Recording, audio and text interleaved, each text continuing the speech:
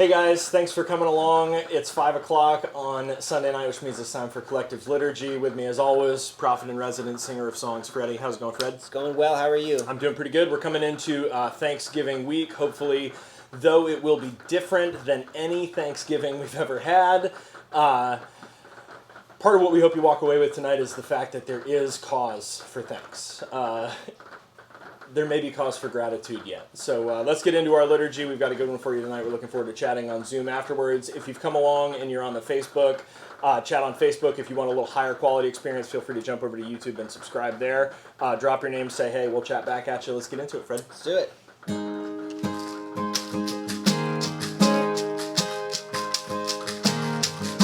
a little bit. Give a little bit of your love to me.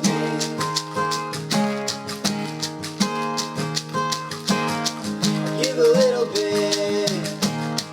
Give a little bit of my love to you.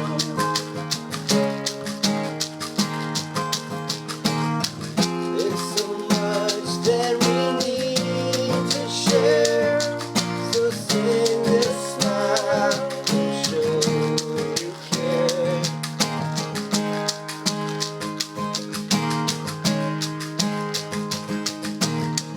Give a little bit.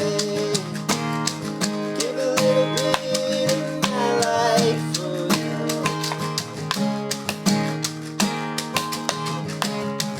Give a little bit. Give a little bit of my time for you.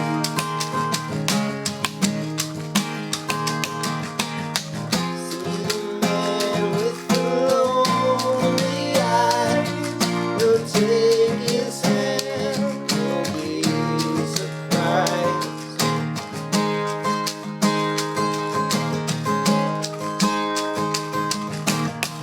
Give a little bit. Give a little bit of your love to me.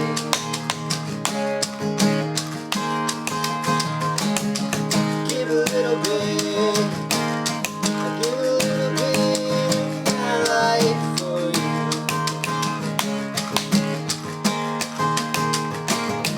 Now's the time that we need to share. So find yourself. We're on our way back home.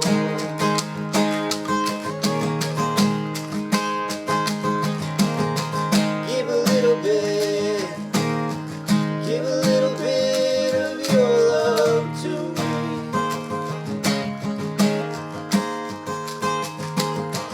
Give a little bit.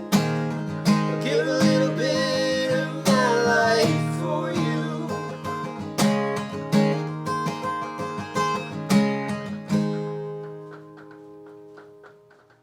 Welcome again. Thank you guys. We're here at my place. I'm here with Fred. If you want to get connected to the Life of Collective, sign up for the weekly email. Again, confession, I promised an email this week. Didn't get one out. But on the Get Connected page, you can sign up for that email. Go to wearecollectivechurch.com and then get connected. Also, if you're on Facebook, thanks. If you've signed up or subscribed for the YouTube channel, thanks for that. This week, we're going to scale everything back. So we're going to let the field lie fallow. We're going to give Sarah a Monday off from yoga because we're really thankful for her. We're going to take a day off of Occupy because people are going to be getting ready for Thanksgiving, whatever that looks like this year. I'm sorry, I said Occupy. Work of the People, we're rebranding. It starts with me. It's been a long time. We've called it Occupy. So Work of the People is off this week at 4. We're going to take a pass, get ready for the Honest Advent series coming up. Speaking of which, Scott Erickson, more on that to come. And then Thursday is actually Thanksgiving, so let's take a pass from Collective Cares. Thanks so much to Dan and his crew. And then we will come back next Sunday and begin Honest Advent together, this sort of art gallery-based Advent reflection series. It's going to be really cool. Thank you guys for being here with us online. Your presence makes us who we are. Welcome.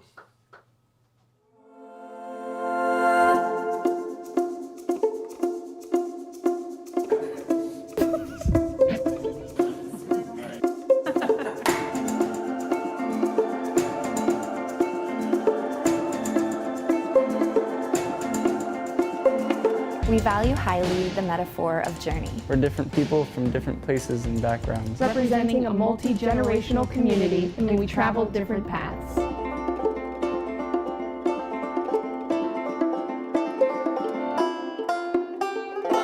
So we agree not to make assumptions about the person across from us, Next to us. Or in conversation with us. We challenge ourselves to be sensitive. Knowing this community includes a diverse group of people. From lifelong followers of Jesus To people who are just now open to the idea that God might exist.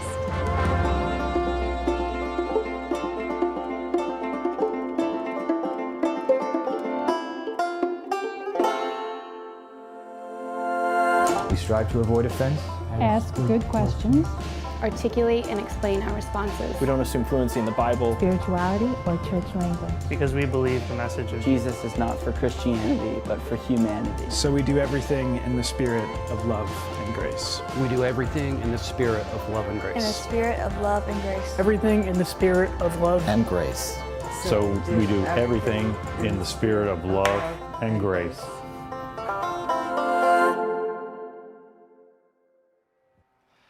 All right, guys, welcome to the backyard and the bamboo. As usual, we're going to sort of shake it out, cleanse the spiritual palate, a little sorbet, and we're going to breathe.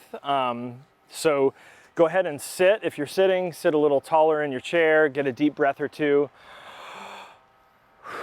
All the way into your diaphragm. We've got an awesome piece of video, some drone footage of the St. John's. We're going to float just over the river. Trevor Hall lyrics in one of his songs, Internal Heights, he says, "My strength comes from the river, the internal giver." And this is one of the mantras that I use when I'm meditating, and I want to invite you to go with the drone. Again, that internal perspective over the river. And specifically tonight, we're going to focus on the river of the gifts in your life. We're going to talk tonight about charity, about grace, and about the fact that the river of charity flows not just to us, but through us. And so we first have to cultivate gratitude, especially going into Thanksgiving. Cultivate gratitude for what the river has already brought to us, so that we're aware what it is that we have to pass along, to give back. So let's do another cleansing breath, shake it out, and we're going to sit together silently for about 3 minutes and enjoy the fly over the St. John's.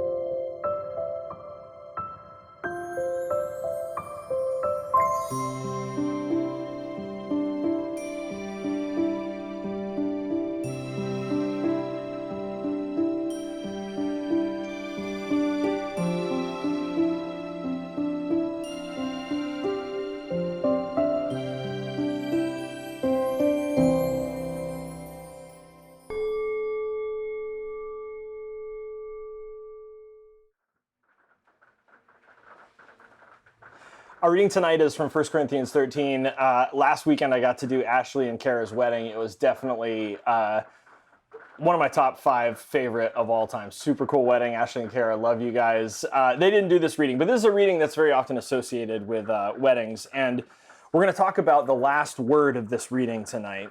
But I want us to kind of get there. And I want to make the argument that this has a broader scope, obviously, I think, than marriage. And you'll see why. So 1 Corinthians 13. If I speak in the tongues of men or angels, but do not have love, I'm only a resounding gong or a clanging cymbal. If I have the gift of prophecy and can fathom all mysteries and all knowledge, and if I have faith that can move mountains but do not have love, I am nothing. If I give all I possess to the poor and give over my body to hardship that I may boast but do not have love, I gain nothing. Love is patient. Love is kind. It does not envy. It does not boast. It is not proud. It does not dishonor others. It is not self-seeking. It is not easily angered. It keeps no record of wrongs. Love does not delight in evil, but rejoices with truth. It always protects, always trusts, always hopes, always perseveres. Love never fails. But where there are prophecies, they will cease. Where there are tongues, they will be stilled. Where there is knowledge, it will pass away. For we know in part, and we prophesy in part. But when completeness comes, when wholeness comes, when oneness comes, what is in part disappears. When I was a child, I talked like a child, I thought like a child, I reasoned like a child. When I became a man, I put the ways of childhood behind me. For now we see only a reflection as in a mirror. Then we shall see face to face. Now I know in part, then I shall know fully, even as I am fully known. And now these 3 remain: faith, hope, and love. But the greatest of these is love. All right, the greatest of these is love. And this is sort of a teaser, I guess, first of all, for a series that we're going to start in January in the new year. That's going to be about love. We talk a lot about love, and we're going to get into what we mean by that and how we practice that. But tonight we're wrapping up a series of reflections on life in purple. These are 3 weeks following one of the most divisive elections in history. It's still going on. It's still playing out. And part of what we're acknowledging is that whether we were red or blue during the election cycle, that we now live in a purple world. We don't have the luxury of living in like categories. We live in neighborhoods that are made up of red and blue. They make us neighborhoods of purple, and we're called to love our neighbors. Not our neighbors of a particular color, but our neighbors. So the quote that we've been allowing to inspire us through this reflection on life in purple, John Wesley by way of St. Augustine, by way of somebody else whose name we can't remember, he says this: in essentials, unity. We talked about that a couple weeks ago. In non-essentials, liberty. We talked about that last week. Not freedom to abuse non-essentials, but freedom from non-essentials. Freedom to pursue making our highest contribution to the few essential things. And the last week is in all things charity. So in essentials, unity, in non-essentials, liberty, and in all things charity. Now this word at the end of this famous passage used in so many weddings is the greatest of these is charity, is love. The Greek word is agape, self-giving love. And I think the sermon is this: in all things charity. We're going to talk about charity, about giving your time and your money to help those in need. That's definitely a part of the definition of charity. We'll come back around to that. But to simplify even more than that, in all things charity, my simplest definition would be to say in all things selflessness. In all things self-giving love. And I'll show you a few ways we get there and a few ways we can practice that. But I want to start first by reviewing where we where we began last week. That even to consider the framework of this quote, essentials, non-essentials, and in all things, you have to acknowledge that there are such things as non-essentials, and you've got to surrender those non-essentials. The only way we can get to self-sacrificial love is by learning to sacrifice the non-essentials. And so we said last week that the first thing we have to do is approach this framework with the understanding that there are non-essentials, that there are things in your life that aren't essential. Some things are not essential. And so before we get tonight to charity, to self-giving love, to selflessness, we have to form our posture towards the world, and we said that's the name for faith. We're forming our posture towards the world because we're living as if there are many things that are not essential. And the reason we can't do charity while we still think that everything is essential is because we can't be selfless. We can't engage in self-giving love and selfless love if we're also defending our sense of scarcity. That everything is essential, that we need everything, and that there's not enough. And so the hope is that in this community of faith, in a community that's a school of love, where we're each trying to become students of love, the hope is that we become honed and formed and focused and disciplined even around contributing to the very, very few things that are essential. We would call these in faith communities, we'd call these like core convictions that we have. But we can't do that if we think that everything's essential. We've got to clarify what the core convictions and the essentials are. And what we're saying tonight is one of these things is a disciplined choice and intention to live with charity in all things. So what's charity? What's intended by this word?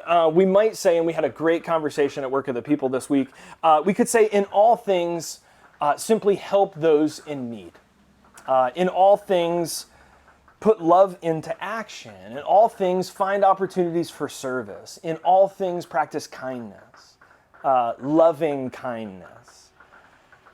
Jim brought up the fact that this can be tough, though, right? Because there's both good and bad connotations to charity. There are questions that get raised, like, what's our motive? Like, when we engage in charity, why do we want to help? Is it out of a sense of obligation or guilt, or is it from genuine concern?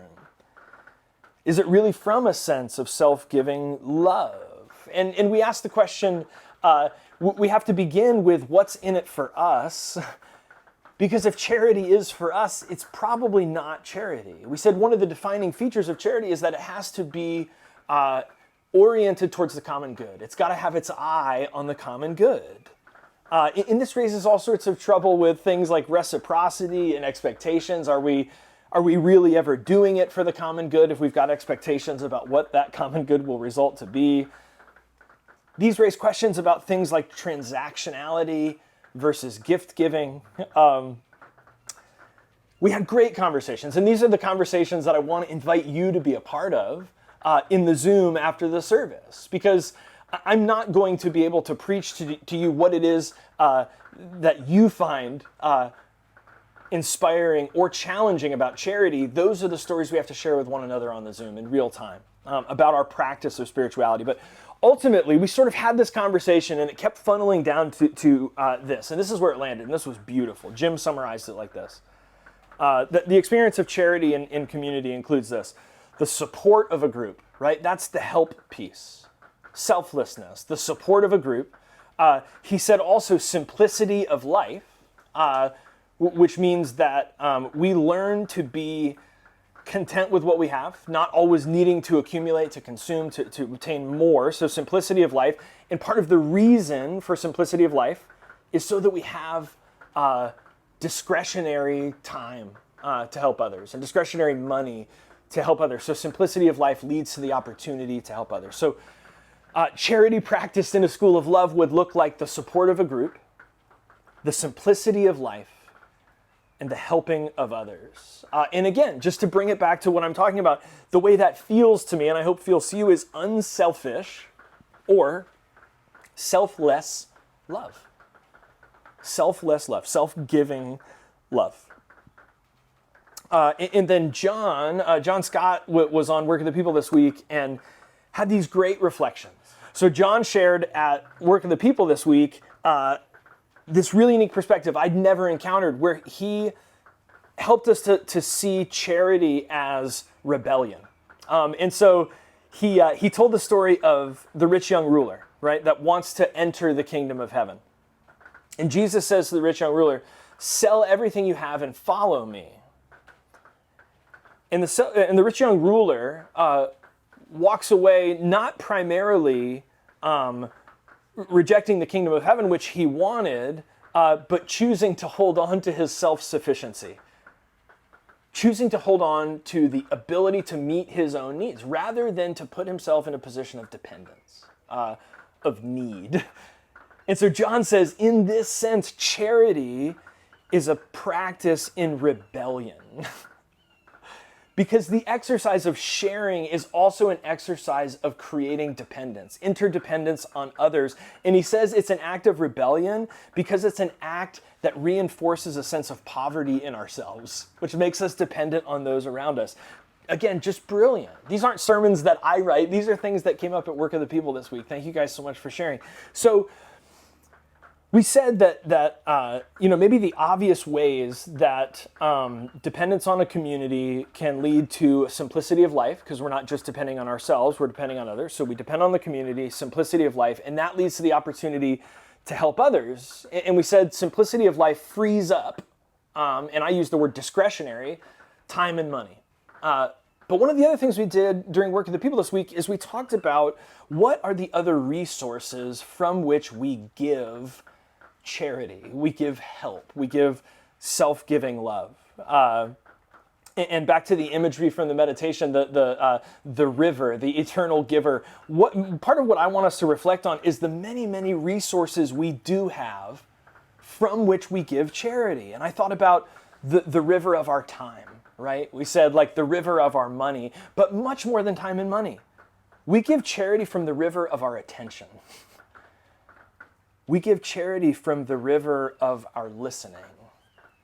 You guys have given me charity from the river of your wisdom, the river of experience, the river of your questions and doubts, the river of different perspectives, the river of, Danny said, the river of making space for someone. That's part of how we give charity, is we make space for people for whom no other space is made.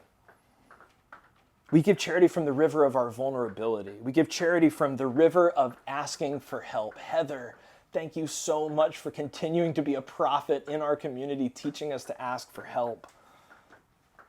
We give charity from the river of our self-disclosure. We give charity from the river of our ability to validate the feelings of others. So what is charity, right? And this is, I shared it at Work of the People. For me, when I hear charity, I immediately hear the ringing bell and the rattling coins in the cash box in front of Walmart during this season, right? Charity, giving a little bit of money to the poor, giving a little bit of money to those in need. And in the function of modern religion, this is basically almsgiving, is what it's called.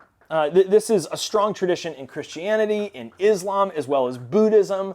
There are basically temple taxes that take care of welfare in the Jewish tradition. So this is present in many, many faith traditions. And in Christianity, the tradition urges us to pray, to fast, and to give alms, to give money and goods to people in need. And like we said at the very beginning, motivation is important. Right? Because like I said, if I talk, I'm just a clanging gong, right? Or a noisy cymbal if I don't have love. Motive is important. Both in Christianity and in Islam, there's a strong understanding that giving alms in secret is much better than receiving praise for this practice. So there's a sense of the secrecy of the gift. And charity in Christianity is not just almsgiving. It's not to be seen as just an obligation or a duty, because charity is love. Charity is an expression of agape. This is supposed to, we say very often, grace always flows through us. Grace doesn't end with us. It always comes to us on its way to others. Same with charity. We understand that self-giving love has been given to us. And so we pass that forward. So Jesus teaches that to love God and to love neighbor are the greatest commandments. These are the summary of all the law and the prophets. So charity is not an optional extra. This is, I mean, we've been talking about essentials and non-essentials. Charity is an essential component of the Christian tradition, of our practice of faith and community. In the Gospel of Matthew, in chapter 25, Jesus self-identifies as all of these characters, the poor, the excluded, the naked, the prisoner. And he teaches that people will be judged not on how beautiful their altars are, or the altars of their theological perspective, or their denominational coffers, but the way that they treat others, and specifically the way they treat the presence of the universal Christ in the face of others. We cannot profess to worship God in the church, to be the people of God in the church, and not express that love practically in our neighborhood, our very purple neighborhood. In our neighborhood, like we're saying, is not just someone local to us, right? In the story, the Good Samaritan encounters Jesus, and it's made clear that our neighbor is not just somebody on a different political perspective, but somebody on the other side of the world, not one of us, but an other, somebody different.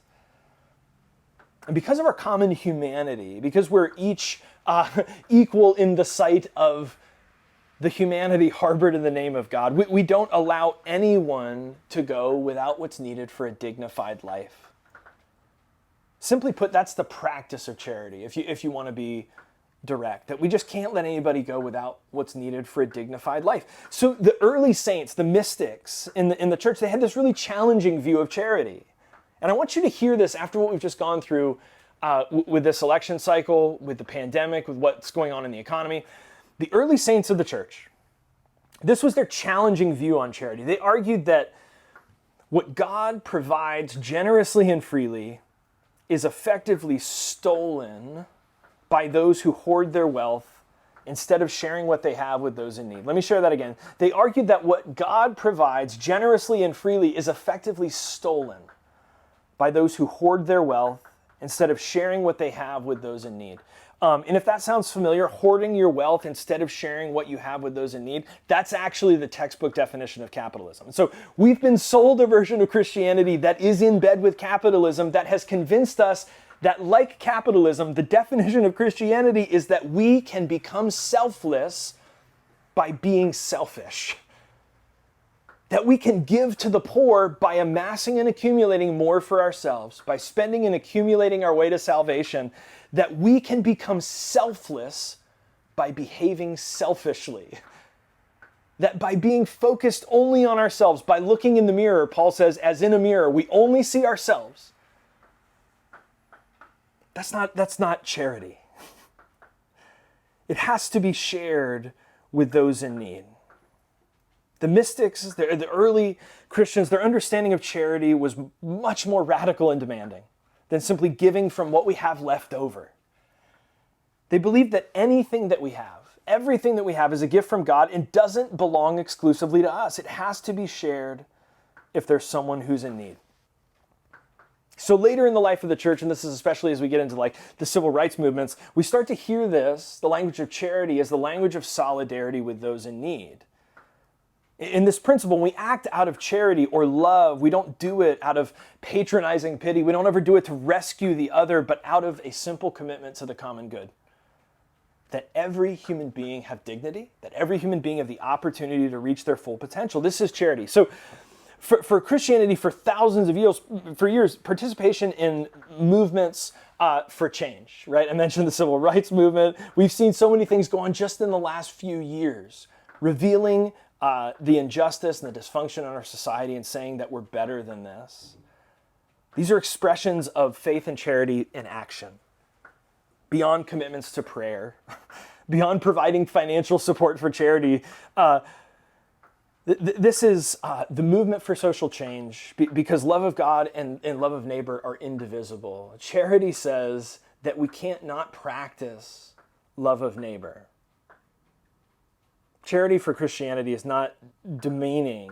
It's not a handout. It's an expression of love. And I find this so interesting, this transition to the Eucharist. So the word agape, the Greek word agape that translates in this text in Corinthians to love, self-giving love, translates to charity. The word from which we get Eucharist, these two words, eu is good and charis is gift. This gift. this charis, this self-giving love. And if you, I wish you could see these side by side. Charis, C-H-A-R-I-S, and charity, C-H-A-R-I-T-Y. Eucharis, eucharity.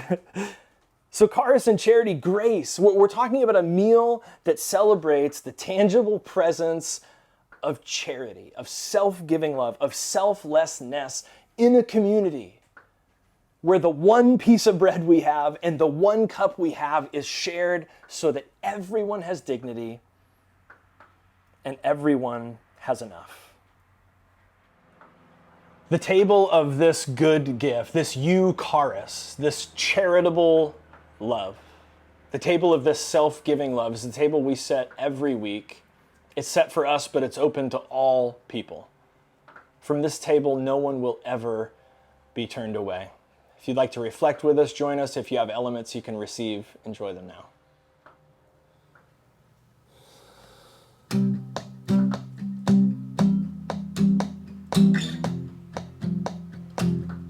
I've been roaming around, always looking down at all I see. Painted face fill the places I can't reach. You know that I could use somebody. You know that I could use somebody.